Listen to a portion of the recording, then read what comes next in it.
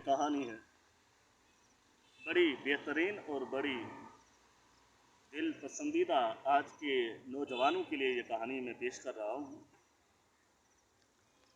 کہ ایک لڑکی اور لڑکے پر عشق کا بھوت سوار ہوا۔ دونوں رضامند ہوئے، راضی ہوئے اور نکلنے کے لیے تیار ہوئے۔ ایک وقت تھا، انہوں نے مقرر کیا، اور آگے ایک ندی تھی، پانی تھا جس کو کراس کرنا تھا۔ تو لڑکی اپنا ساز و سامان اور ساتھ میں اونٹنی بھی لے آئی۔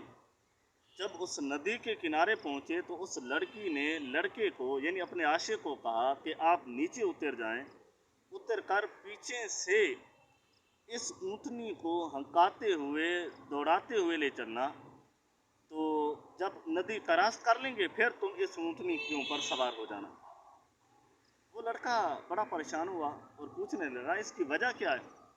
تو اس لڑکی نے کہا کہ اصل میں بات یہ ہے کہ اس اونٹنی کا جو باپ تھا وہ بھی ہمارا پالتو جانور تھا، پالتو اونٹ تھا، اور اس کی حالت، اس کی کنڈیشن ایسی تھی کہ جب وہ ندی پر پہنچتا تھا، پانی کو دیکھ کر وہ مست ہو جاتا تھا اور پانی کے اندر بیٹھ جاتا تھا۔ پھر ہم اسے ہنکاتے رہتے، اٹھاتے رہتے، لیکن وہ ڈیڑھ بن جاتا تھا، نہیں اٹھتا تھا، اور اس کی عادات جو تھی اس اونٹنی پر بھی پائی جاتی ہے۔ اگر آپ پیچھے سے ہنکاتے رہیں گے یہ بیٹھے گی نہیں اور پانی کو دیکھ کر مست نہیں ہوگی، جس کی وجہ سے ہمارا ٹائم بچ جائے گا، اور ہم سورج نکلنے سے پہلے پہلے ہم کئی گنا زمین جو ہے، کئی گنا حصہ جو ہے اس کا کراس کر چکے ہوں گے۔ تو وہ جو لڑکا تھا سمجھدار تھا، اس نے لڑکی کو آواز دی کہ واپس آ جاؤ۔ اس لڑکی نے پوچھا کیوں، خیر تو ہے؟ وہ کہنے لگا چلتے ہیں واپس گھر میں، جا کر زور لگائیں گے، ماں باپ راضی ہو جائیں گے تو نکاح کر لیں گے، نہیں راضی ہوئے تو اپنی زندگی جو ہے اور انداز سے گزارنا شروع کر دیں گے، بھاگ کر ہم شادی نہیں کرنا چاہتے۔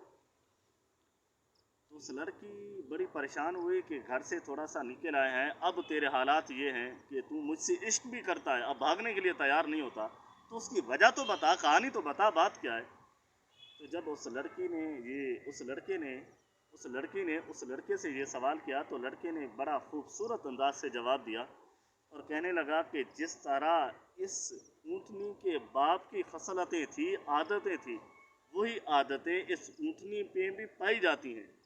تو آج ہم بھاگ کر شادی کر رہے ہیں تو یہ عادتیں ہماری بیٹی یا ہماری نسلوں تک بھی چلی جائے گی۔ جس طرح آج ہم بھاگ کر شادی کر رہے ہیں تو کل ہماری اولاد، ہماری بیٹی بھی اسی طرح بھاگ کر شادی کرے گی، کیونکہ جس طرح اونٹ کی عادات اس اونٹنی میں پائی جاتی ہیں، اسی طرح ہماری عادات بھی، ہمارے اطوار بھی اس ہماری آنے والی نسلوں میں پائی جائیں گی۔ تو لہٰذا یہ دنیا مقافات کا ایک عمل ہے، جہاں پر تم جیسے کرو گے اسی طرح ویسے ہی تمہارے ساتھ ہونا ہے۔